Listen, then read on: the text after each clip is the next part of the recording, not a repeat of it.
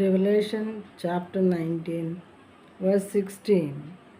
On his robe, on his thigh, and he has a name written, King of Kings and Lord of Lords.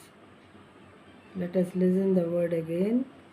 On his robe and on his thigh, he has a name written, King of Kings and Lord of Lords.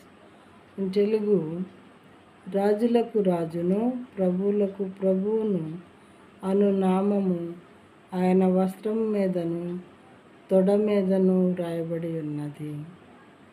The God in the Bible has a special name, that is రాజులకు రాజు ప్రభువులకు ప్రభువు. మనం రాజులు అనబడినటువంటి వాళ్ళని చూసాం, వాళ్ళ గురించి విన్నాము. అయితే రాజులందరికీ ఈయన రాజు అయినటువంటి దేవుడు.